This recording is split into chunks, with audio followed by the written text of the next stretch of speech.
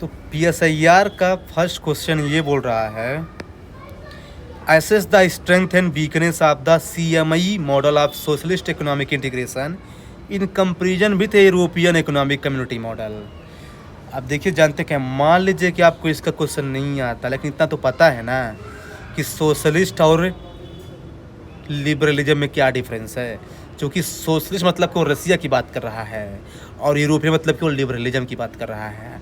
दोनों की क्या स्ट्रेंथ है, दोनों की क्या वीकनेस है, वही दिखना था, बस हो गया। तो बस लिख दीजिए कि जो सोशलिज्म है ना वो प्लान्ड होता है, इसलिए क्या है ना कि वो स्टेट लेड होता है, यानी इक्विटेबल डेवलपमेंट होता है। Example 5 year plan in India है। हाँ, और जो इसमें सोवरेनिटी भी मेंटेन रहती है सोशलिज्म में, ये इसकी स्ट्रेंथ है। वीकनेस क्या है, इसमें इनोवेशंस और एफिशिएंसी की कमी रहती है, जो जिसकी स्ट्रेंथ है यूरोपियन इकोनॉमिक मॉडल की स्ट्रेंथ है। तो मतलब जो इसकी स्ट्रेंथ है वो उसकी वीकनेस बन रहा है, और जो इसकी वीकनेस है वो उसकी स्ट्रेंथ बन रहा है, बस हो गया, खत्म हो गया। और यही जो है ना, इसकी यही वीकनेस जो है ना सोवियत यूनियन के कोलैप्स का रीजन बन जाता है। क्योंकि ये चीज़ मैंने बताया था कि सोवियत यूनियन को जो कोलैप्स हुआ है 1991 में, एक बहुत बड़ा रीजन है इकोनॉमिक वीकनेस। क्योंकि भाई प्राइवेट प्लेयर थे ही नहीं भाई, सब स्टेट लेड था। और इसी चीज़ को जो है ना इंडिया जो है ना टाइम के पहले जान लिया है और 1991 में रिफॉर्म कर दिया, नहीं तो वो भी वही कंडीशन इंडिया में भी होने वाली थी। हाँ, बेसिकली इसी को समझिए। अब देखिए, मैंने कोई थिंकर अभी तक ऐड नहीं किया था, तो चूंकि ये फंक्शन की बात कर रहा है किसी भी इंस्टीट्यूट के, राइट, तो मैंने लिखा यहाँ पे अर्नेस्ट हास को लाया है। उसने बोला था कि जो नियो फंक्शनलिज्म की थ्योरी क्या बोलती है कि जो कोई भी इंस्टीट्यूट होता है ना उसके स्पिलओवर इफेक्ट होते हैं, इसीलिए ईसी मॉडल जो है ना वो सक्सेस हुआ है और वो फेल हो गया है सीएमई की मॉडल, बेसिकली खत्म हो गया। सेकंड क्वेश्चन बोल रहा है, identify and evaluate the reason for deadlock in WTO negotiation on fishery between the developing and developed countries. आपको पता है भाई डब्ल्यूटीओ में 3 इशू बहुत ज़्यादा है, फिशरी, एग्रीकल्चर और ट्रिप्स वाला है। फिशरी वाला पूछ दिया है और क्या, लिख दीजिए कि भाई नॉर्थ वाले बोलते हैं भाई हमको इंडस्ट्रियल फिशिंग चाहिए, हाँ हम डेवलप हो चुके हैं। साउथ बोलते हैं नहीं नहीं भाई हमारा फूड सिक्योरिटी के मैटर बढ़ रहा है। दूसरा सब्सिडी वाला बोलते हैं भाई मैं गरीब हूँ भाई, मुझे अभी स्पेशल और डिफरेंशियल ट्रीटमेंट चाहिए। थर्ड बोलते हैं कि भाई हमको डेवलपमेंट के लिए भी काम चाहिए, बोलते हैं नहीं हम तो डेवलपमेंट कर चुके हैं भाई, हमको इन्वायरमेंटल सस्टेनेबिलिटी चाहिए। अच्छा, सांस ही नहीं ले पा रहे हैं हम, ये कुछ डेडलॉक है। इससे रिजल्ट क्या हो रहा है, वही है कि डब्ल्यूटीओ का जो कोर आइडिया ना वो डाइल्यूट हो रहा है, डेवलपमेंट डिफिसिट बढ़ रहा है। जो पावर में है वही डील कर रहा है चीज़ों को, यही तो बोलता है रियलिस्ट। सुसान स्टेज क्या बोलता है, स्ट्रक्चर पावर डिफरेंस है बिटवीन नॉर्थ एंड साउथ। तो देखिए क्या है कि जो डब्ल्यूटीओ है ना वो नियो लिबरलिज्म के लिए लाया गया था। यदि इसको अच्छे से इम्प्लीमेंट नहीं किया गया ना तो ये नियो कॉलोनियलिज्म बन जाएगा, हाँ, और इको इम्पीरियलिज्म भी बन जाएगा। तो इस उसको इंश्योर करने की ज़रूरत है। थर्ड नंबर, राइजिंग पावर जो है ना कैसे जो है ना IMF और वर्ल्ड बैंक जो कि वेस्टर्न डोमिनेटेड उसको कैसे काउंटर कर रहे हैं। तो कैसे काउंटर कर रहे हैं भाई, बोलते हैं भाई पहले हमें कोटा रिफॉर्म लाओ, उसमें पूरा है ना यूएसए डोमिनेट कर रहा है, वोटिंग पावर है ही नहीं मेरे पास, इंडिया के पास 1.5% के आसपास है, ये लो बोलते ए भाई ये काम नहीं चलेगा, है लार्जेस्ट डेमोक्रेसी हूँ, थोड़ा इज्जत रखो। फिर क्रिएशन ऑफ पैरेलल इंस्टीट्यूट है, भाई वर्ल्ड बैंक काम नहीं कर रहा, मैं बनाऊंगा वर्ल्ड अपना न्यू डेवलपमेंट बैंक बनाऊंगा, लीजिए।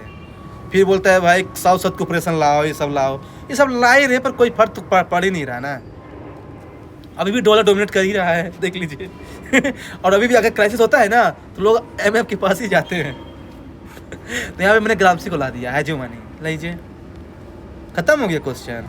तो मैंने लिखा, देखिए हार नहीं मानी है, चेंज तो है ना टाइम लेता है, हाँ करते रहिए, प्रयास करते रहिए। क्वेश्चन नंबर 4 बोल रहा है, नॉर्थ और साउथ जो हम बोलते हैं बार बार ना, इसका कॉन्सेप्ट क्या है, और जो है कि ये जो है ना high wage high investment growth, फिर low wage low investment growth, ये कैसे कम होगा नॉर्थ और साउथ के बीच में। भाई बात सिंपल सी है कि नॉर्थ और साउथ का जो डिवीज़न है ना उसका रूट काजी कॉलोनियलिज्म है। यस, यहाँ पे पिछला पूजा आप फॉलो कर सकते हैं। इकोनॉमिकली देख लीजिए WTO सब्सिडी वाला इशू, टेक्नोलॉजी देख लीजिए ट्रिप्स वाला, पॉलिटी देख लीजिए IMF वर्ल्ड बैंक, सोशल में देख लीजिए हेल्थ एजुकेशन में वो बिल्कुल डेवलप्ड हैं, तभी तो भाई वैक्सीन बना दिए थे कोविड-19 के टाइम पे। ये है ना साउथ का डिवीजन बढ़ा रहा है। अब मेजर्स क्या लें, वही है भाई WTO में एग्रीकल्चर सब्सिडी और अच्छे से निगोशिएट करो, स्पेशल एंड डिफरेंशियल ट्रीटमेंट लाओ, टेक्नोलॉजी ट्रांसफ़र लाओ, अलायंस बनाओ, but last but not least capacity building लाओ भाई, क्योंकि भाई बिना सिस्टमेटिक रिफॉर्म्स के जो है ना कोई चेंज नहीं आएगा। हाँ, क्योंकि हमको जो है ना चैरिटी जो है ना चैरिटी जो है हमको वो नहीं चाहिए। हाँ, यही अमर सिंह का स्टेटमेंट है। नेक्स्ट क्वेश्चन बोल रहा है कि जो है जो डेवलपिंग कंट्री का जो डिमांड है ना न्यू इंटरनेशनल इकोनॉमिक ऑर्डर को लेकर के वो क्या है और क्या वो नियर फ्यूचर में अचीव होने वाला है।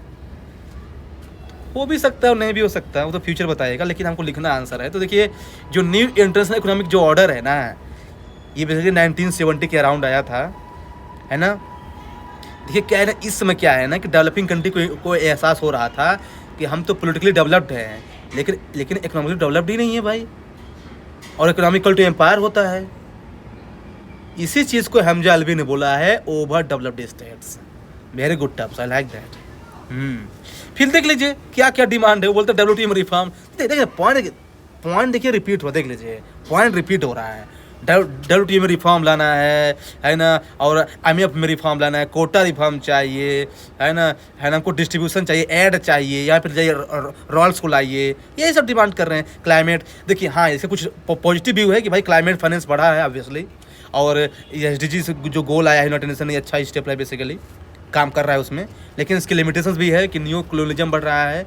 इससे फ़ायदा जो है ना MNCs को मिल रहा है जो डेवलप कंट्री का टूल है as a new colonialism. Conclusion लिख दीजिए वही सजेस्टिव कि हमको कोऑपरेशन की ज़रूरत है ना। फिर नेक्स्ट क्वेश्चन बोल रहा है बेसिकली कि जो IMF, world bank, European union और MNC ये चारों जो है ना कैसे जो है ना ये ट्रांसफॉर्म कर रहे हैं इंटरनेशनल रिलेशंस को। तो देखिए क्या है कि ये नॉन स्टेट एक्टर है, तो आपको पता होना चाहिए कि स्टेट एक्टर क्या होते हैं।